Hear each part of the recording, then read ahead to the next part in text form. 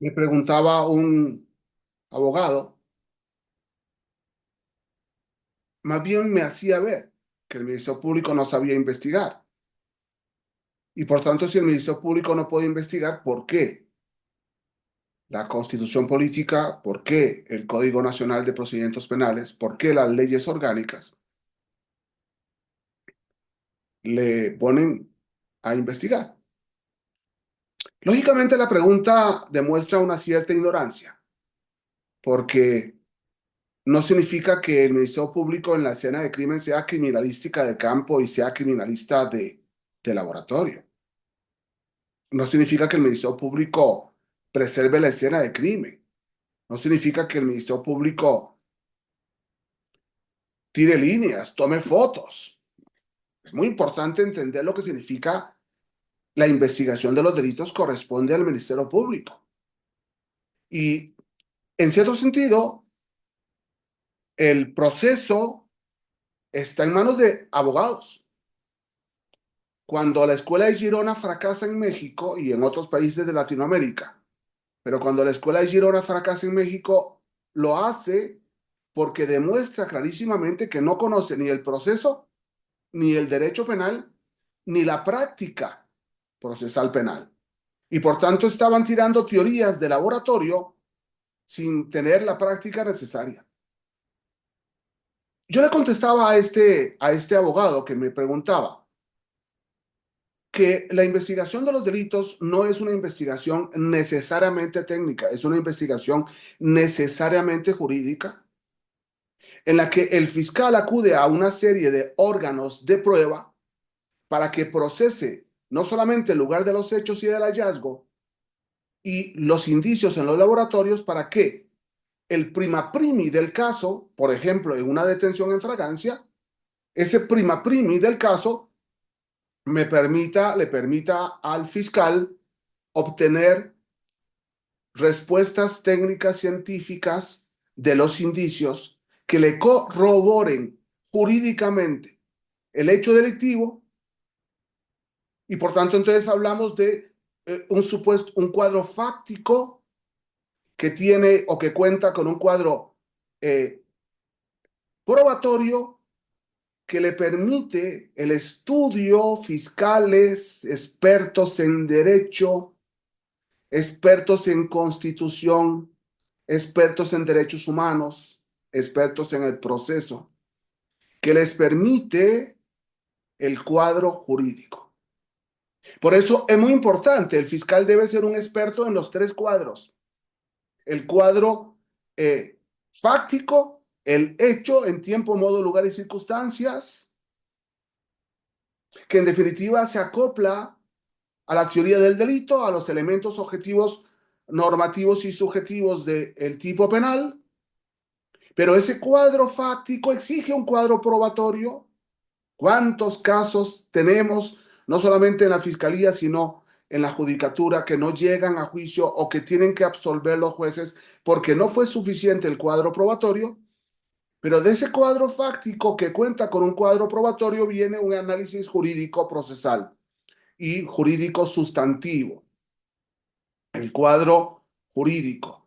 Y si nos damos cuenta, fiscales, que ustedes dicen que no sabemos investigar, ¿no?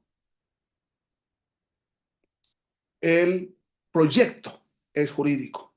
Y por eso el proyecto jurídico, porque ¿a quién le corresponde al final escuchar al fiscal? A un abogado defensor. ¿A quién le corresponde escuchar al fiscal? A un asesor jurídico de la víctima. ¿A quién en definitiva le corresponde escuchar al fiscal? A un juez de control en la audiencia inicial, a un juez penal, que no debería de ser el de control en la etapa intermedia, a un tribunal de juicio de jueces, que ojalá sean tres, en la audiencia de vistas, en la audiencia de juicio oral, a un tribunal de alzada en apelación. Es un, es un debate jurídico que se apoya en una producción o una construcción probatoria que surge de los indicios. Por tanto, entonces sí, la investigación corresponde al Ministerio Público. Y el Ministerio Público debe asumir esa investigación, desde el lugar de los hechos. Luego, entonces, vamos a la pregunta más importante de un buen fiscal. Porque una pregunta de un fiscal es que no puedo investigar. Yo le diría a esos fiscales que renuncien de inmediato porque le están haciendo un daño al Ministerio Público en México. Una pregunta del Ministerio Público no es cómo se hace, sino por qué.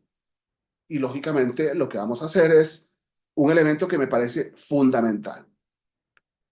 Un fiscal del Ministerio Público debe aprender a investigar digitalmente. Un fiscal. Hoy lo hemos hecho, claro, hay muchos fiscales, jueces, abogados, conferencistas, expertos que lo que hacen es leer una conferencia, que la tienen ahí al frente y ya está, nadie se da cuenta que está leyendo. No, no es esto. Un fiscal tiene que llegar al lugar de los hechos, pero si no puede llegar a los hechos, puede delegar el lugar de los hechos. Pero no puede delegar en el primer respondiente porque el primer respondiente obedece a otra autoridad, que es la Secretaría de Seguridad. Por eso el IPH no es un medio de prueba para los jueces que exigen el IPH para vincular a proceso. Jueces, no. El IPH es un informe policial de la policía, primer respondiente, policía administrativa, al superior jerárquico de la policía, no al Ministerio Público. Entonces, vamos entendiendo esto y lógicamente entonces el fiscal, de de donde esté, da órdenes, recibe, dame una foto, dame un video, dame esto, dame lo otro, dame la dirección. El fiscal tiene toda la información. Y de hecho, un fiscal inteligente en el modelo digital puede estar en su casa con su familia, como debe ser, cuando está de turno y no perdiendo el tiempo en la oficina, llevando un caso, más otro caso, más otro caso, más otro caso, a 10 metros, a 100 metros, a 100 kilómetros. Por eso es muy importante que aprendamos lo que se llama la oralidad digital, porque el fiscal tiene que saber conducir a la policía, conducir la investigación, manda sin necesidad de papelito viene, papelito va, a través de la oralidad digital, que le permite estar en cualquier lugar dando órdenes a kilómetros y kilómetros y kilómetros de distancia. Tenemos que aprender mucho en el siglo XXI porque estamos aplicando todas las normas de la averiguación previa del siglo pasado. Muchas gracias.